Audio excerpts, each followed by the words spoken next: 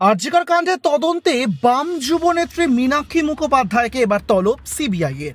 CPIM এর রাজ্য সম্পাদক মোহাম্মদ সেলিম বৃহস্পতিবার সকালে জানিয়েছিলেন বেলায় সিজিও কমপ্লেক্সে যাবেন মীনাক্ষী, আর ঠিক সেই মতোই সকাল 11টায় সিজিওতে গিয়েছেন সিপিএম এর যুব সংগঠন ডিওয়াইএফআই এর রাজ্য সম্পাদক মীনাক্ষী মুখার্জি।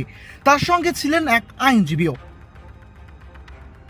প্রশাসনিক যারা কর্তারা আছে তারা যাদেরকে শাস্তি দিতে চাইছে এবং এই কাজে যুক্ত আছেন, সেখানে আমরা যা জানি সেটাই আমরা তাদেরকে সাহায্য করব এবং নির্যাতিত দোষীদের শাস্তির দাবিতে রাস্তায় আন্দোলনটাও চলছে। 14 তারিখের ঘটনায় কলকাতা পুলিশ আপনাকে তলব করেছিল এবং রেখে পাঠানো হয়েছিল।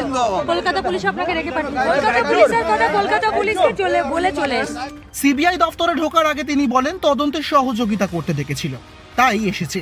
নির্যাতিতা যাতে বিচার পান তার জন্য সব রকম সাহায্য করব। এর আগে কলকাতা পুলিশের তরফে লালবাজারে মীনাক্ষী মুখার্জিকে তলব করা হয়েছিল, আর এবার সিবিআই এর তরফে তাকে তলব করা হলো। এদিন সকালেই সিবিআই এর কমপ্লেক্সে তিনি পৌঁছিয়েছেন এবং এই মুহূর্তে সেই ছবি দেখতে পাচ্ছেন আপনারা।